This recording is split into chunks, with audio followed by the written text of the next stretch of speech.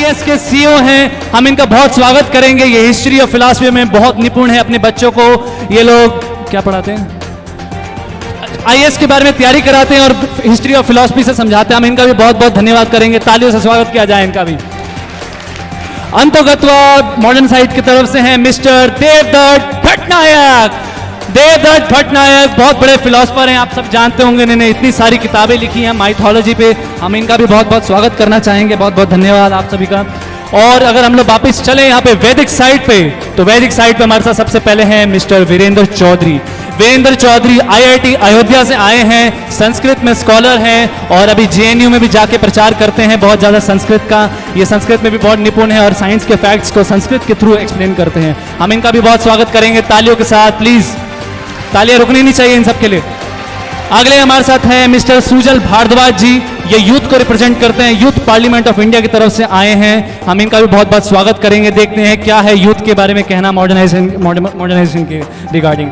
अंतोगत्वा हमारे साथ हैं मिस्टर तुष्ट मदन मोहन दास, जो आईवाईएफ जयपुर की तरफ से आए हैं, जो इस्कॉन संस्था का एक पार्ट है। और हम इनका भी बहुत बहुत दोनों का स्वागत करना चाहेंगे एक बार फिर से तालियों के साथ, और बाकी सब पैनलिस्ट का प्लीज। तो अगर हम लोग अब डिबेट को शुरू करें, तो सबसे पहले मैं ध्रुव लाठी जी आपके पास जाना चाहूंगा। आप इस डिबेट में आए हैं, तो क्या पॉइंट रखने से स्टार्ट करना चाहेंगे आप? प्लीज, जनता जानना चाहती है। क्या पॉइंट रखें हम? मुझे तो आज की डिबेट का पूरा टॉपिक ही यूजलेस लगता है, वैदिक सिविलाइजेशन वर्सेस मॉडर्न सिविलाइजेशन। अरे इनकी वैदिक सिविलाइजेशन हमारी मॉडर्न सिविलाइजेशन से दूर दूर भी नहीं हटती है। इनके क्या सिखाया जाता है इनकी वैदिक सिविलाइजेशन में? इनकी रामायण में देख लो, क्या बताया जाता है इनकी रामायण में? इनकी रामायण में इंसान जंगलों में घूम रहे, बंदर हवा में उड़ रहे हैं। क्या बताया जाता है इनके वेद शास्त्रों में? सिर्फ कहानियां। और कहानियां सुन के व्यक्ति क्या बन सकता है? ज्यादा से ज्यादा एक कथाकार बन सकता है। लेकिन डॉक्टर और इंजीनियर बनने के लिए तो आपको हमारे पास ही आना पड़ेगा ना। मॉडर्न टेक्नोलॉजी ने आपको कितना कुछ दिया है। आप ये साउंड सिस्टम को यूज कर रहे हो डिबेट करने के लिए, ये किसने दिया आपको? ये मॉडर्न टेक्नोलॉजी ने दिया। अब ये लैपटॉप यूज कर रहे हो, ये भी आपको मॉडर्न सिविलाइजेशन ने दिया। अब ये जो इतना अच्छा फेस्टिवल अटेंड करने आए हो यहाँ गाड़ियों को यूज कर करके, वो गाड़ियां किसने दी? वो भी मॉडर्न सिविलाइजेशन ने दिया आप लोगों को। मुझे तो ये समझ में नहीं आता, इन लोगों को ये मानने में कहां शर्म आती है कि कहां राजा भोज और कहां गंगू तेली। अरे कहां इनके वैदिक टोटके और कहां हमारी मॉडर्न टेक्नोलॉजी? आप खुद बताइए बचत शर्मा जी, अगर आप मुझे अनुमति दे तो मैं यहाँ जनता से एक सवाल पूछना चाहता हूँ। बिल्कुल। तो मैं आप सबसे एक सवाल पूछना चाहता हूँ यहाँ, अगर यहाँ किसी की तबीयत खराब हो जाए, किसी के चोट लग जाए, तो किसका चिंतन सबसे पहले आपके दिमाग में आएगा? आप सब बताइए। डॉक्टर का चिंतन सबसे पहले आएगा। डॉक्टर का चिंतन सबसे पहले आएगा। तो मॉडर्न टेक्नोलॉजी ने आपको इतना कुछ दिया, आपको बहुत कुछ दिया मॉडर्न टेक्नोलॉजी ने। जहां पहले एक फीवर को ठीक होने में 7 से 8 दिन लगते थे, आज मॉडर्न टेक्नोलॉजी ने आपको एक दवाई दी, 2 मिनट में फीवर गायब। पहले किसी के चोट लग जाती थी तो व्यक्ति मर जाता था वो, लेकिन आज आपको हमने मॉडर्न सर्जरी प्रोवाइड की। तो मॉडर्न टेक्नोलॉजी ने इतना कुछ समाज को दिया है, लेकिन इन लोगों ने क्या दिया है बदले में? इन लोगों ने सिर्फ हमें लोटा लेके जंगलों में घूमना सिखाया है बस। तो मैं यहीं अपना पॉइंट विराम करना चाहूंगा। बहुत बहुत धन्यवाद। एक बार तालियां हो जाएं ध्रुव लाठी जी के लिए, बहुत सुंदर पॉइंट रखे इन्होंने अलग तरीके से बताने का प्रयास किया। क्या वेदास मैथोलॉजी हैं? क्या वेदास सिर्फ हमारे को कथाकार प्रोड्यूस कर सकते हैं? वीरेंद्र जी कैसे प्रति उत्तर देना चाहेंगे ऐसे गंभीर आरोप का? प्लीज, जनता जानना चाहती है। सबसे पहले तो बचत शर्मा जी मैं आपका धन्यवाद कहना चाहूँगा कि मेरे को इस डिबेट में बुलाया और वैदिक पक्ष की ओर बोलने का मौका दिया। इनकी लोटे की पॉइंट के ऊपर मैं बात करूंगा। जो काम एक लोटे से हो सकता है, उसके लिए बाथरूम में नदियां बहाने की क्या जरूरत है? और माइथोलॉजी के बारे में बात करता हूं, ये कब से माइथोलॉजी चिल्ला रहे हैं? मेरे को तो इनकी बुद्धि माइथोलॉजी लगती है, जो एग्जिस्ट नहीं करती। क्योंकि जिस चीज के पहले से हजारों फैक्ट्स दे रखे हैं, उसको ये माइथोलॉजी बता रहे हैं। रामायण देख लीजिए, अयोध्या है, लंका है, राम सेतु, बट उनको ये क्या बोलते हैं? ये तो एडम्स ब्रिज है। महाभारत की बात करते हैं, कुरुक्षेत्र, इंद्रप्रस्थ, या आज इंद्रप्रस्थ हम जो दिल्ली देखते हैं। और द्वारका की मैं बात करता हूं, द्वारका का एएसआई ने कुछ समय पहले रिसर्च किया था और सर्वे किया था समुद्र के अंदर, और उन्होंने पाया था कि हाँ, आज से कुछ टाइम पहले कोई एक नगरी थी द्वारका नाम से जो एग्जिस्ट करती थी, बट उसको ये क्या बोलते हैं? माइथोलॉजी। और इनको ये सब दिख क्यों नहीं रहा? इसका रीजन ये है कि इन्होंने मॉडर्नाइजेशन के चश्मे जो लगा रखे हैं।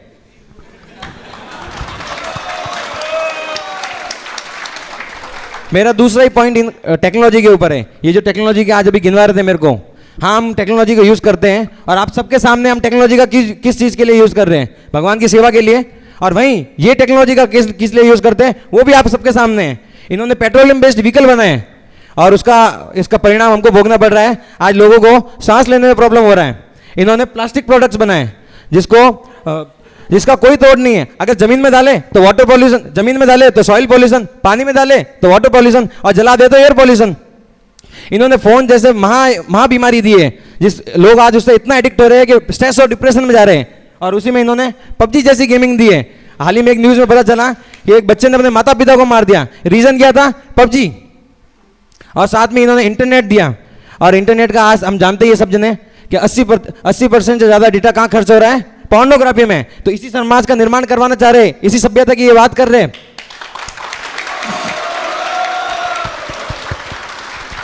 मैं तो कहता हूं कि एक बार इनका खुद का ब्राउजर का हिस्ट्री यहाँ चेक करवा देते हैं, ये खुद शर्मसार हो जाएंगे उसको देख के। चेक कर रहे हैं सर, हम क्यों हिस्ट्री चेक कराएं हमारी? हम क्यों कराएं हमारी हिस्ट्री चेक? अरे टेंशन ना लीजिए, कोई चेक नहीं करा रहा। प्लीज आप फोन बाहर निकाल लीजिए। प्लीज फोन बाहर निकाल चेक आपकी हिस्ट्री। Please continue. और इन सब चीजों से जो नुकसान हो रहा है उसका हर्जाना कौन भुगतेगा? और ये कब से टेक्नोलॉजी मुंह फाड़ रहे हैं? इनको टेक्नोलॉजी के बारे में बात करता हूं मैं।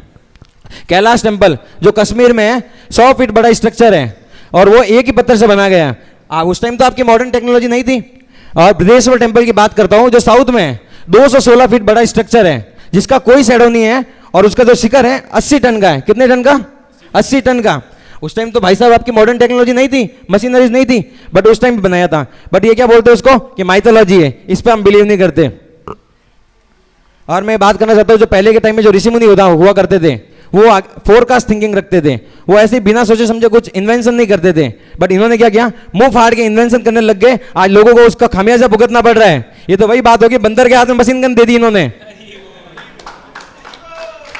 बंदर बोल रहे हैं क्या? तीसरी बात करता हूं, इन्हें मेडिकल के ऊपर बात किया था। और हम जानते हैं, हम इनकी दवाई लेते हैं सरदर्द के लिए और घुटनों में दर्द होना स्टार्ट हो जाता है। और मैं अगर इनके साइड इफेक्ट गिनवाना शुरू कर दूं तो आप लोग सोच में पड़ जाओगे कि इसका यूज करें या इसका बाइकआउट। क्योंकि कुछ टाइम के लिए तो इनकी दवाई कुछ इफेक्ट करती है, बट वही लॉन्ग टाइम में वो पता नहीं क्या क्या करती है, हमको सबको खुद को पता ही नहीं चलता। और अगर मैं अपनी आयुर्वेद की बात करूं जिसका कोई साइड इफेक्ट नहीं है, और आज बड़े बड़े celebrities Julia Roberts, Akshay Kumar जैसे बड़े बड़े सेलिब्रिटीज क्या कर रहे हैं? आयुर्वेद की ओर आ रहे हैं और वो अपने डिजीज को क्योर करने के लिए आयुर्वेद की हेल्प ले रहे हैं। और साथ ही मैं बात करूंगा हमारे मेडिकल साइंस के बारे में, जो हम मेडिकल साइंस वैदिक टाइम में यूज करते थे। सर्जरी, प्लास्टिक सर्जरी हमको किसने दी? महर्षि सुश्रुत ने। और मैं बात करूंगा who is the father of medical science? महर्षि चरक। और मैं आपको बताता हूं कि एम्ब्रियोलॉजी के बारे में, एम्ब्रियोलॉजी प्रोसेस के बारे में। जब हम भागवत पढ़ते हैं तो भागवत में एम्ब्रियोलॉजी का पूरा प्रोसेस दे रखा है कि कैसे एक फीटस होता है, वो एक हफ्ते से लास्ट हफ्ते तक कैसे उसके अंदर जो डेवलपमेंट आते हैं, चेंजेस आते हैं, वो सारे दे रखे हैं। बट उसको ये सब क्या बोलते हैं? ये तो माइथोलॉजी है, हम इस पर बिलीव ही नहीं करते। और मैं बात करूंगा ना कि मेडिकल, और साथ ही बात करूंगा पाई और जो पाई वैल्यू है वो किसने दी? आर्यभट्ट ने। और मैनेजमेंट के जो प्रिंसिपल है जो आज लोग हम यूज करते हैं, पॉलिटिक्स में नीति वगैरह यूज करते हैं, किसने दी? चाणक्य ने। और मैं बात करता हूं, अभी आपसे भी एक सवाल पूछता हूं और इनसे भी सवाल पूछता हूं कि आप इनसे ये सवाल पूछिए, जो समाज की सबसे बड़ी समस्या है ग्रीड, लोभ, और इसकी वजह से आज इतना करप्शन हो रहा है, इतना भ्रष्टाचार हो रहा है, तो पूछो इनसे इनके पास उसकी कोई दवाई है क्या? ग्रीडोसिन नाम की। लस्ट और एंगर, इससे आज इतने रेप्स एंड मर्डर्स हो रहे हैं, तो पूछे इनसे कि इनके पास इनकी कोई दवाई है क्या? नहीं है। आ रही है, वो भी जल्दी आ रही है। बट वहीं हमारे भागवतम में, गीता में, शास्त्रों में इन सब चीज की दवाई दे रखी है, सब चीज का सॉल्यूशन दे रखा है। बट उसको क्या बोलते हैं? ये तो माइथोलॉजी, हम इसको मानते ही नहीं है। तो मैं यही अपना लास्ट पॉइंट बोलूंगा कि बस ये ना कुछ रिसर्च किया है, ना कुछ इन्होंने फैक्ट खोजा है, बट शुतुरमुर्ग की तरह जमीन में सर धसाए बैठे और यहाँ मुंह फाड़ के डिबेट करने आ गए हमारे सामने।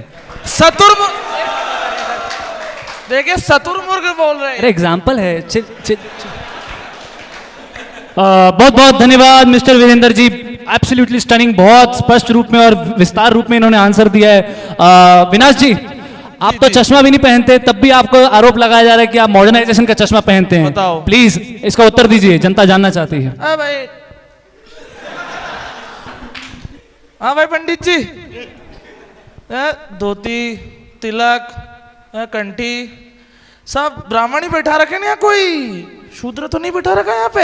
अरे भाई ऐसे क्या देख रहे अरे हो एक मिनट विनाश जी, पीछे प्रोड्यूसर से मैसेज आ रहा है, वो बोल रहे हैं बाकी सब तो ठीक है बट बैठने का स्टाइल थोड़ा कैजुअल है, प्लीज अच्छी तरह बैठिए। बहुत फेमस टीवी चैनल है, बहुत पूरे विश्व विख्यात में लोग देख रहे हैं, प्लीज ध्यान से बैठिए।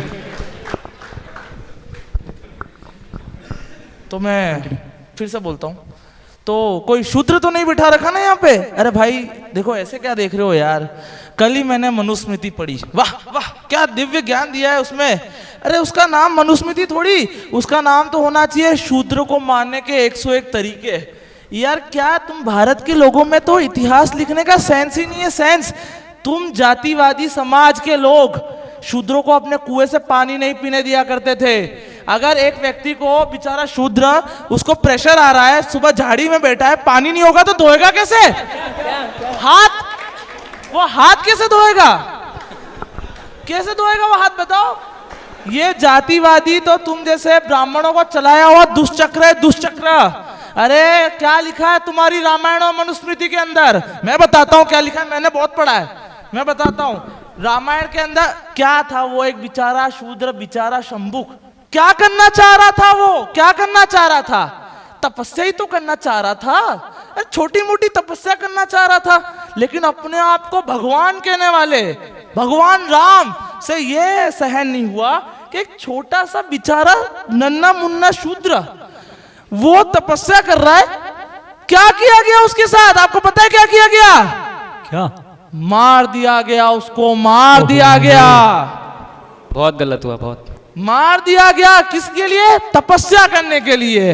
अरे वो तो अच्छा है कि संविधान लागू हो गया, वरना पता नहीं कितने तुम जैसे ऊंचे सेठों के नीचे जूतों के हम आके मर जाते। अरे जुड़ो इस मॉडर्न सोसाइटी से, जुड़ो। ये सोसाइटी तुम्हें भेदभाव करना नहीं सिखाती, ये सोसाइटी तुम्हें शूद्र के नजरिए से नहीं, इंसान के नजरिए से देखती है, इंसान के नजरिए से। जुड़ो इस मॉडर्न सोसाइटी से, जुड़ो। या तुम्हारा तो वेद लिखने वाला ब्राह्मण, वेद पढ़ने वाला ब्राह्मण, वेद पढ़ाने वाला ब्राह्मण, तो इसे सनातन धर्म क्यों कहते हो? इसको तो ब्राह्मण धर्म घोषित कर दो ना। हमारी मॉडर्न सोसाइटी के अंदर चाहे शूद्र हो, पशु हो या स्त्री, सबका सम्मान। अरे तुम्हारे स्त्री से तो याद आया कि तुमने तो उनको भी पिंजरे में डाल के रखा हुआ है? अगर तुम्हारे घर पे स्त्री पैदा हो जाए तो धिक्कारते हो, तुम्हारे यहाँ पे अगर बेटी पड़ जाए तो तुम है ना तुम्हारे सीने पे सांप लौटते हैं, और संतोषी माता के मंदिर में 5-5 घंटे घंटा पीटोगे तुम जाके। ये तुम्हारा दोगलापन है। तुम जैसे दोगलेपनों के लिए मैंने कुछ 4 पंक्ति लिखी है। दुग्गल जी, सॉरी क्या नाम, लाठी जी, थोड़ा सा गौर फरमाइए, आप गौर फरमाइए कि गुलामों को थोड़ा गुलामी का एहसास करा दो। क्या बात। इरशाद इरशाद फरमाइए। ये पहले बोला जाता है कि गुलामों को थोड़ा गुलामी का एहसास करा दो, करा दो, वाह। सोए हुए को फिर से जगा दो। वाह वाह, क्या बात। और अब वक्त आ गया है समाज से दीमक हटाने का, अब वक्त आ गया है समाज से दीमक हटाने का। अरे इन जातिवादियों को भी कोई आईना दिखा दो। बहुत धन्यवाद। विनाश जी, आपका नाम मेरे को लग रहा है गलत रखा गया, आपका नाम विनाश दिव्य मूर्ति नहीं, विनाश दिव्य कवि होना चाहिए था। बहुत सुंदर कविता आपने लिखी, बहुत बहुत धन्यवाद। यूथ पार्लियामेंट के पास मेरे को लगता नहीं इस चीज का उत्तर होगा कि शूद्र और जातिवाद के बारे में प्रश्न उठाया गया है, पर पूछ लेते हैं, इनसे आए हैं डिबेट में। क्या लगता है सुजल जी, आप क्या यूथ के पास आंसर है इस चीज का?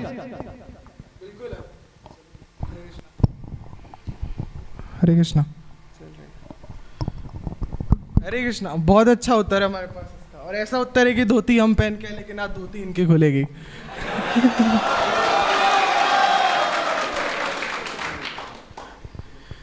ये हमें बोलते हैं कि हमने जातिवाद शुरू करा। ये वो बोल अभी इन्होंने जैसे कि अभी बताया कि ये मनुस्मृति पढ़ के आए हैं, तो लगता है इन्होंने मनुस्मृति का लगता है कोई गलत तरीका पढ़ लिया, जैसे कि जो मनुस्मृति बाकी लोगों ने लिखी है। आप लोगों को वैसे पता होगा कि मनुस्मृति को बहुत ज़्यादा बदला गया है। मनुस्मृति को ब्रिटिशर्स ने बदला है, कार्ल मार्क्स ने बदला है, और भी कई ब्राह्मण और ये सारे आए हैं जो अपनी सत्ता को ऊंचा रखने के लिए अपनी मनुस्मृति को बदलते हैं अपने हिसाब से। लेकिन मैं आपको बताता हूँ एक्चुअल मनुस्मृति में क्या लिखा हुआ है। आप बोलते हैं आपने मनुस्मृति पढ़ी, आपको मनुस्मृति के अंदर पता भी हो जातिवाद की बात करते हैं। कौन सी मनुस्मृति पढ़ के आए आप आईएएस की कोचिंग भी देते हैं, मुझे तो ऐसा देख के लगता भी नहीं आपके ज्ञान को। आप बोल रहे हैं कि आपने मनुस्मृति पढ़ी, आपने अगर मनुस्मृति पढ़ी होती तो आपको पता होता कि वहाँ पे जातिवाद की नहीं, उसके अंदर वर्ण सिस्टम की बात करी जाती है, उसके अंदर वर्णों की बात करी जाती है, उसके अंदर 4 वर्ण बताए गए हैं। ये जिन वर्णों की बात करें शूद्रों के अंदर इतना भेदभाव करा गया। मनु ने तो कभी अपनी मनुस्मृति के अंदर ये तक लिखा भी नहीं कि कोई शूद्र जाति भी है या कोई दलित जाति भी है।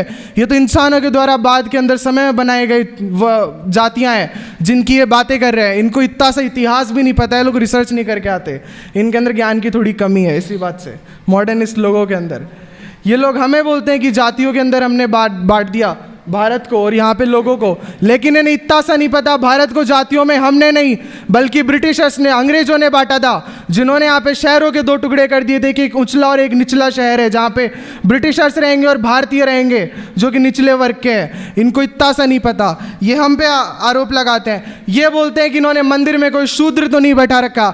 अरे भाई तुम्हें शूद्र का मतलब भी पता है कि शूद्र होता कौन है? पता है मुझे, जो ब्राह्मणों के नीचे काम करता है। हाँ तो वही तो बोल रहा हूँ ना, तुम्हें गलत मतलब पता है, मैं बता दो सही मतलब क्या होता है। तो ये हमें बोल रहे हैं कि इन शूद्र का मतलब, आप सुन लिया आपने इनसे शूद्र का मतलब। मैं बताता हूँ आपको शूद्र का मतलब क्या होता है। शूद्र एक वो वर्ण है जिसके अंदर व्यक्ति किसी ना किसी के नीचे काम करता है। तो इस हिसाब से तो भाई आज के समय में हर कोई शूद्र है, किसी ना किसी बॉस के नीचे काम ही कर रहा है कोई। आप किस किस को शूद्र बोलोगे? यहाँ पे शूद्र कोई जाति नहीं है, शूद्र एक वर्ण है। आप पहले समझो 4 वर्णों का मतलब, बाद में कमेंट मारना। आप बोल रहे हो कि हम लोग यहाँ पे भेदभाव करते हैं। मैं आपको बताऊँ हमारे इस्कॉन के फाउंडिंग आचार्य श्रीला प्रभुपाद क्या बोलते थे।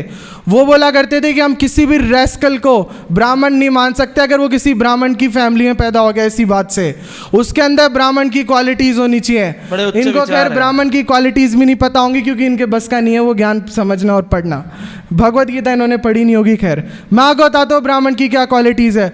भगवत गीता के अंदर चैप्टर नंबर 18 श्लोक नंबर 42 में बताया गया है कि ब्राह्मण की क्या क्वालिटीज़ हैं। वो प्योर होना चाहिए, उसके अंदर ऑस्टेरिटी होनी चाहिए, उसके अंदर नॉलेज होनी चाहिए, उसके अंदर पीसफुलनेस होनी चाहिए, उसके अंदर एक ज्ञान, उसके अंदर एक नॉलेज का एक रिलीजियसनेस होनी चाहिए कि वो भगवान को समझने की इच्छा रखता हो। आज के समय में कौन सा ब्राह्मण ऐसा है जिसके आप बता दें मुझे जिसके अंदर ये सारे गुण हैं? भाई कोई नहीं मिलेगा तुम्हें, तुम कमेंट मार लो पहले आके। तुम हमें बोलते हो कि भारत के लोगों के पास इतिहास लिखने की क्षमता नहीं है, सेंस नहीं है। दुनिया की आप लोग कोई सी भी सिविलाइजेशन उठा के देख लो, भारत से अच्छा इतिहास कोई सी भी सिविलाइजेशन नहीं लिख सकती। यहाँ के राजा सिर्फ इतनी सी बात पे अपनी जान दे दिए कि है ना इस धर्म को, और यहाँ के अंदर कोई भी माताओं पे अगर गलत नज़र डाले हम ये सहन नहीं कर सकते। महाराणा प्रताप, शिवाजी महाराज जैसे राजा सिर्फ इतनी सी बात पे अपनी जान दे गए कि वो तुम हमारी जगह पे गलत नज़र नहीं डाल सकते, और ये बोलते हैं हमें इतिहास नहीं लिखना आता। ये बोलते हैं कि हमने लोगों को बांट रखा है, यहाँ पे ब्राह्मणवाद है, लिखने वाला ब्राह्मण, पढ़ने वाला ब्राह्मण। अरे भाई इन्हें कोई बताओ रामायण किसने लिखी थी? आपको लगता है पता नहीं रामायण किसने लिखी थी? वाल्मीकि जी ने लिखी थी। आप पढ़िएगा जरा उनके बारे में जाके। ये हमें बोलते हैं कि शंभुक को भगवान राम ने क्यों मार डाला।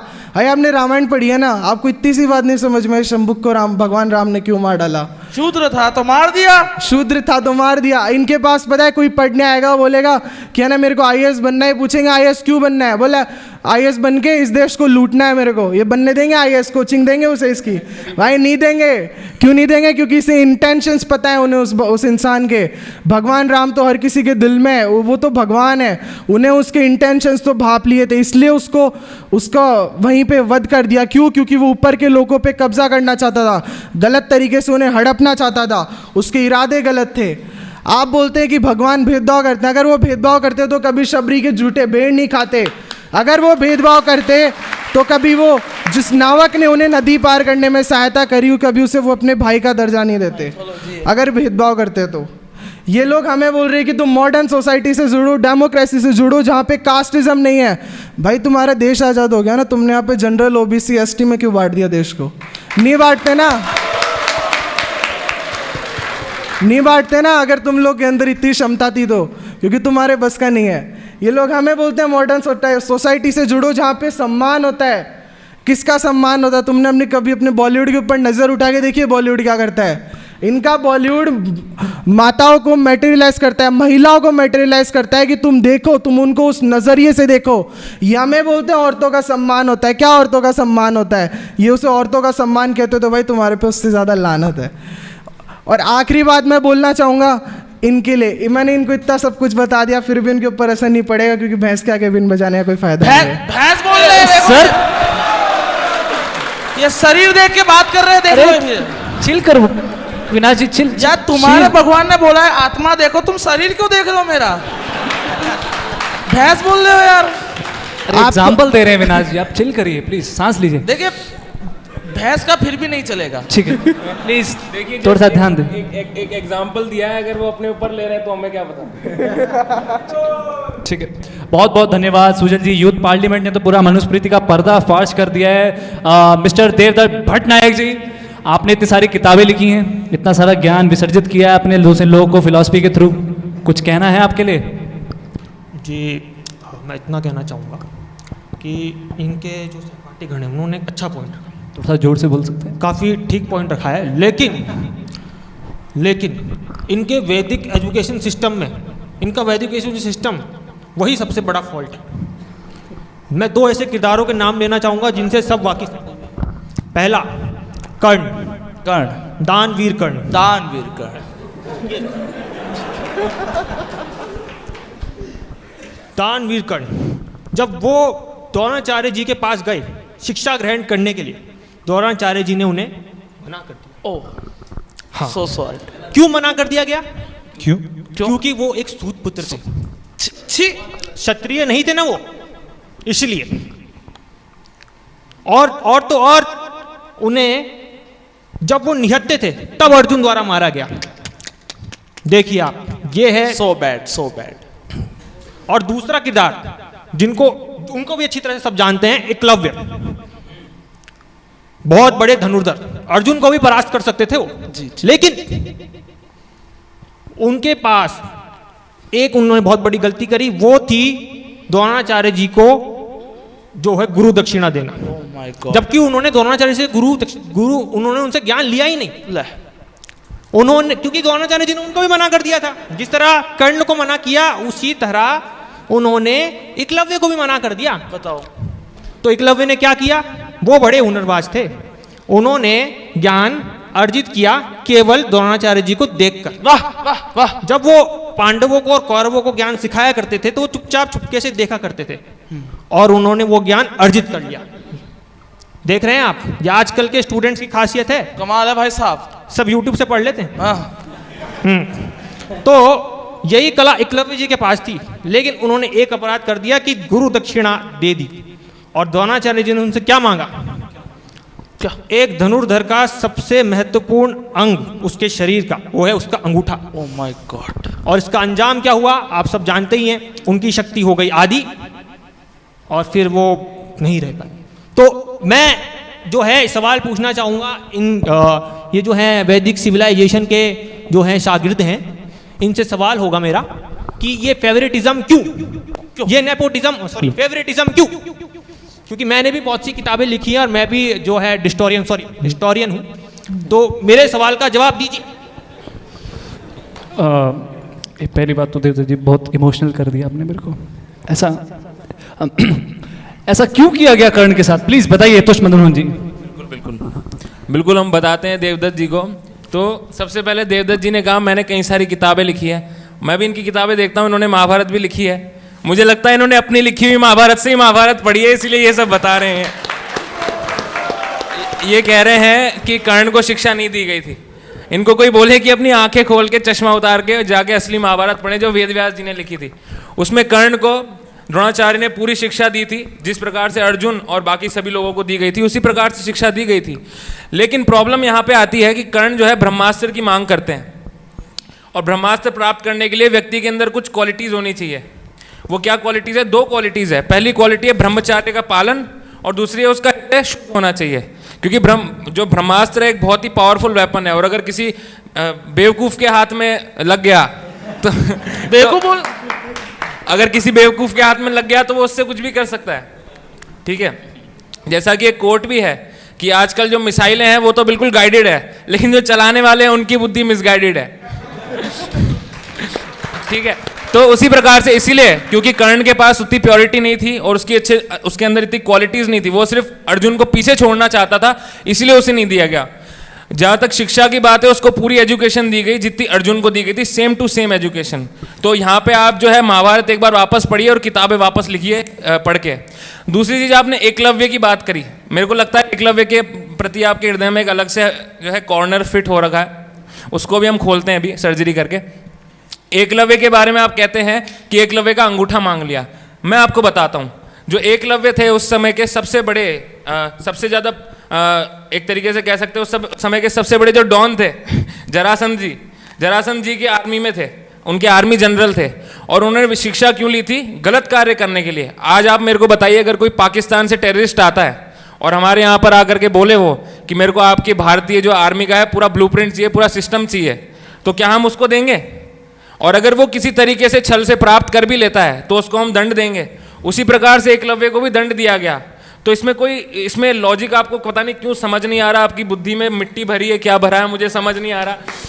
तो देवदत्त भटनायक जी से मैं एक रिक्वेस्ट करना चाहूंगा कि प्लीज जाकर के वापस से शास्त्र पढ़ें, किताबें बाद में लिखें। यही मेरा पॉइंट था यहाँ पे इनके लिए। बाकी सब तो ठीक है, लेकिन मैं इनसे एक सवाल पूछना चाहता हूँ, ये लोग क्यों हमें उस वापस पिछड़े झोपड़पट्टी वाली सभ्यता में लेके जाना चाहते हैं? बिल्कुल। आज हमारे पास इतने स्काई स्क्रैपर्स है, इतनी अच्छी हमारी इकोनॉमी है, डेवलप कर रही है हमारी इकोनॉमी, जीडीपी इतनी बढ़ रही है, आज हमारे पास इतनी सुविधाएं रहने के लिए, लेकिन ये लोग क्यों हमें वापस उस गांव वाली सभ्यता में लेके जाना चाहते हैं जो हमारी पहले सभ्यता थी उसमें? मुझे ये समझ नहीं आता, दीजिए जवाब इसका। बिल्कुल बिल्कुल, आप किसी बात का जवाब देते हैं। आपने कहा है जीडीपी बहुत बढ़ रही है, मैं बताता हूँ आपको कौन सी जीडीपी बढ़ रही है। आज भारत की जीडीपी वर्ल्ड के अंदर 2% शेयर रखती है, अगर एक अप्रॉक्सीमेटली देखा जाए तो। और अगर आप बुक पढ़ेंगे एंगस मेडिसन की, जिसने विश्व के 200 सबसे बड़े रिसर्चर्स को हायर किया था पूरे विश्व में इकोनॉमिक रिसर्च करने के लिए, और उस रिसर्च के बाद उसने एक बहुत ही बढ़िया पुस्तक लिखी। उस पुस्तक में उसने बताया कि आज से सिर्फ 200 साल पीछे भी अगर जाते हैं, 1800 तक भी अगर हम पीछे जाते हैं, तो भारत की जीडीपी पूरे विश्व की 24% थी। अगर वो 24% जीडीपी तब थी, अभी 2% है, तो वो बढ़ रही है कि घट रही है? आप मुझे ये बताइए। और अगर उससे पहले देखा जाए, मुगल एरा के पहले देखा जाए, तो मुगल एरा के पहले भारत की जो जीडीपी थी पूरे विश्व में वो थी 34%। अगर 34% तब थी, अभी 2% है, तो ऊपर जा रही है कि नीचे आ रही है?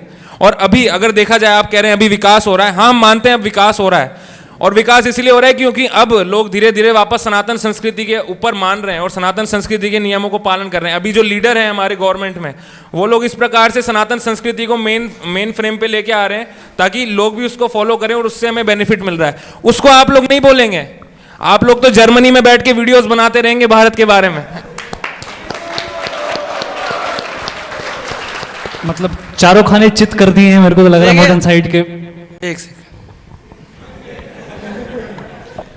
भाई, चलो मान लिया मैंने 1 सेकंड के लिए कि तुम्हारे सारे फालतू लॉजिक सही, चलो मान लिया।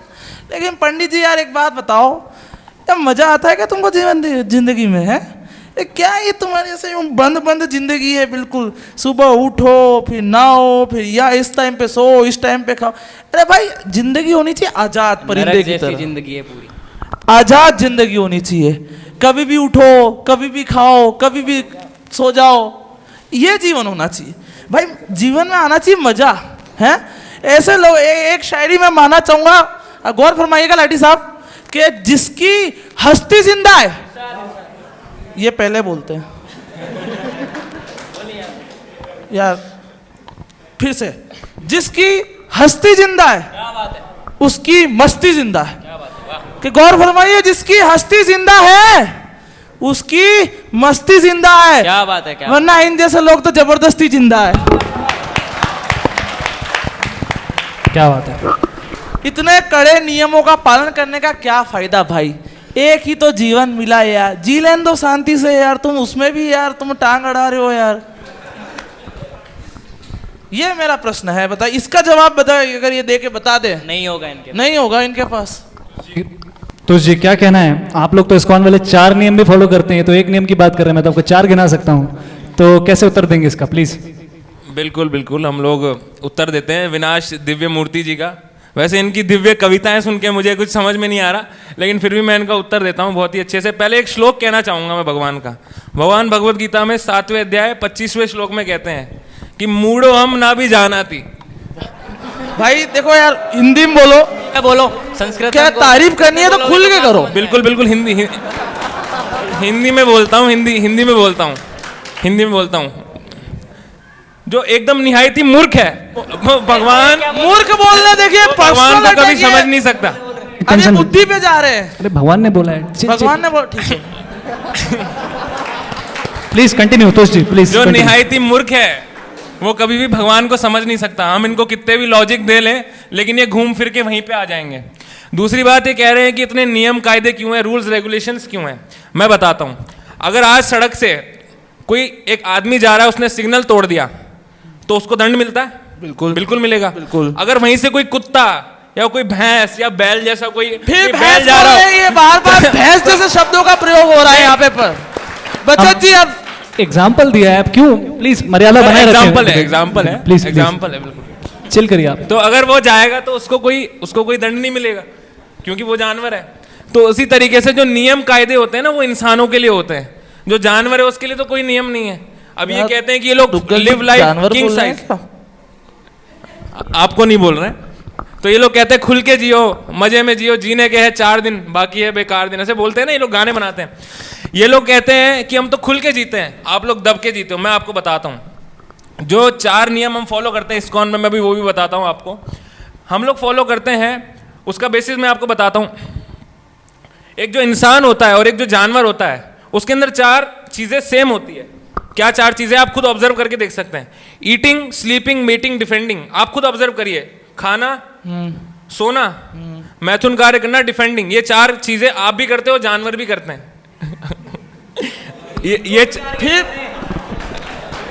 ये अब इनडायरेक्टली जानवर बोल रहे हैं ये।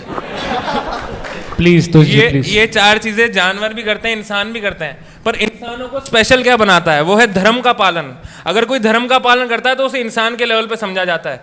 ये लोग कहते हैं हम खुल के घूम सकते हैं, हम कितनी भी ज्यादा लड़कियों के साथ घूम सकते हैं, हम लोग मजा कर सकते हैं, भोग कर सकते हैं। आप जैसा मजा तो मेरी गली का कुत्ता भी करता है, फिर उसमें आप में फर्क क्या हुआ? ये कुत्ता बोल रहे हैं, कुत्ता बोल रहे हैं भाई, कुत्ता बोल रहे हैं ये कुत्ते बोल रहे हैं। देखिए भैंस तक ठीक है, कुत्ता सहन नहीं हो बैठिए, पाएगा। सिक्योरिटी। सर अगर ये ऐसा करते होंगे तो इन्हें इतना बुरा लग रहा है, क्योंकि मैं तो एग्जाम्पल दे रहा हूं। पानी पीजिए आप, प्लीज। रखिए इसको अपने पास। इनको इनका उत्तर मिल गया होगा। बाकी एक मेरा मित्र एक और कुछ कहना चाहते हैं। इनके लिए आखिरी कहावत हो, शायद इन्हें थोड़ा और चुप जाए। काला अक्षर भैंस बराबर। मुहावरा है। विनाश जी जाइए मत, प्लीज बैठिए, डिबेट नहीं, प्लीज। देखिए, और किसी को कुछ कहना है? देवदत्त जी कुछ? आपको कुछ? अरे आपको तो कुछ तो ठीक है। तो मेरे को तो लग रहा है कि डिबेट का कंक्लूजन आ चुका है, क्योंकि जब व्यक्ति को सत्य सुनता है तो व्यक्ति को चुभता है, और इनको तो पूरा। तो मेरे को भी यही फील होता है बाद में डिबेट की कंक्लूड अगर मैं करने का प्रयास करूं, जैसे प्रभु जी ने बोला कि we have guided missiles but unguided man, जो लोग उनको गाइड करते हैं। तो अगर हम लोग देखें मॉडर्न साइड के पास सब कुछ है, आप देख ही सकते हैं, सब कुछ है इनके पास, पूरे हैं, पर्याप्त हैं, बट इनमें एक चीज़ की कमी है। अगर इनके पास ज्ञान होता तो ये लोग शांति में होते। जैसे पजल का पीस होता है, पूरी पजल होती है, उसका अगर बीच का गायब हो तो पजल पूरी नहीं होती। वैसे मॉडर्नाइजेशन में सब कुछ है बट भगवान ही गायब है, तो फिर फायदा क्या है इस मॉडर्नाइजेशन का? पर वेदास जो हैं, कुछ कहना चाहेंगे आप? यस, इसी पे एक छोटा सा जस्ट मैं कंक्लूजन देना चाहता हूँ। वैसे तो इन्होंने एक्सेप्ट कर लिया कि हमने जो भी हमने पॉइंट्स दिए इन्होंने एक्सेप्ट कर लिए थे, तो डिबेट तो एंड हो ही गई, एक तरीके से हम जीत चुके हैं। लेकिन मैं फिर भी कहना चाहता हूं, हम लोग इनकी मॉडर्न सिविलाइजेशन के अगेंस्ट नहीं है कभी भी। हम लोग इनकी मॉडर्न सिविलाइजेशन के यूज के अगेंस्ट हैं, जो ये यूज करते हैं ना गलत चीजों के लिए। जैसे कि हमारे मित्र ने भी बताया कि आज के समय पे इंटरनेट का 80 to 90% ऑफ डेटा जो है पोर्नोग्राफी के अंदर यूज होता है, ठीक है। उसका कोई सोल्यूशन नहीं दे रहे। उसका सोल्यूशन आज समाज के अंदर ये लोग क्या बोल रहे हैं? उन्होंने बोला, ध्रुव जी बहुत बड़े यूट्यूबर हैं, उन्होंने बोला हम इंजीनियर देते हैं, उन्होंने बोला हम डॉक्टर देते हैं, उन्होंने बोला हम IAS ऑफिसर देते हैं। आप ऐसा इंजीनियर देते हैं जो ब्रिज बना के भाग जाता है, टूटने से कई लोग मर गए। आप ऐसा डॉक्टर देते हैं जो लोगों की किडनियां चोरी कर लेता है, और आप ऐसा आईएएस ऑफिसर देते हैं जो समाज में भ्रष्टाचार करता है। एक आईएएस ऑफिसर को, एक डॉक्टर को, इंजीनियर को आपने इतना सब कुछ पढ़ाया, इतनी सारी आपने नॉलेज दी, मटेरियल नॉलेज, फिर भी उसके हृदय में ये बात नहीं आई कि मेरे को किसी का बुरा नहीं करना है। एक ये तो बिल्कुल छोटा सा प्रिंसिपल है, आप किसी 5 साल के बच्चे से भी पूछोगे तो भी बता देगा। मतलब इतनी पढ़ाई करने के बाद उसकी बुद्धि में कचरा ही गया। हम लोग चाहते हैं कि ये लोग अपनी पढ़ाई पढ़ाते रहे, कोई दिक्कत नहीं है, लेकिन साथ में भगवत गीता की टीचिंग्स को भी ये रखें, क्योंकि अगर वो टीचिंग्स ये रखेंगे तो व्यक्ति के अंदर स्किल भी आएगा, जो कि ये स्किल देते हैं, स्किल के साथ में स्किल को यूज करने की बुद्धि भी आएगी, संस्कार भी आएंगे बच्चों में। यस, जैसे कि एक तलवार होती है, एक कटर मान सकते हैं, मगर एक कटर किसी चोर के हाथ में हो तो वो किसी की हत्या कर सकता है। वही कटर अगर किसी सर्जन के हाथ में हो तो वो उससे किसी की जो है ऑपरेशन करेगा, उसकी हेल्प करेगा। तो सेम चीज है, पर यूज अलग अलग है। हम चाहते हैं कि उसका सही यूज हो, और वो भगवत गीता की टीचिंग्स के साथ हो सकता है। जस्ट यही मैं एक पॉइंट शेयर और करना चाहता था। बहुत बहुत धन्यवाद तुष मदन मोहन जी, एक बार तालियां हो जाएं। ये लगता है इस्कॉन वाले बहुत ओपन माइंडेड हैं, इनके बारे में और जानेंगे कभी और इस्कॉन वालों के बारे में। तो मेरे को लगता है अभी डिबेट यहाँ पे कंक्लूड हो ही चुकी है ऑलमोस्ट। अब मैं जनता से जानना चाहूंगा, आप लोग नीचे दिखाए हुए नंबर 00000 पे मैसेज करके अपने बारे में बता सकते हैं और अपने विचार बता सकते हैं, प्रस्तुत कर सकते हैं। यहाँ पे हम लोग आप सभी लोगों का धन्यवाद करेंगे, सभी पैनलिस्ट के लिए बहुत जोर की तालियां हो जाएं, स्पेशली मेरे लिए भी हो जाएं। और इसी के साथ हम लोग आप सभी लोगों का बहुत बहुत धन्यवाद करेंगे। मैं आपका खुद का बजट शर्मा, कैमरामैन राहु के साथ। Thank you. हरे कृष्ण।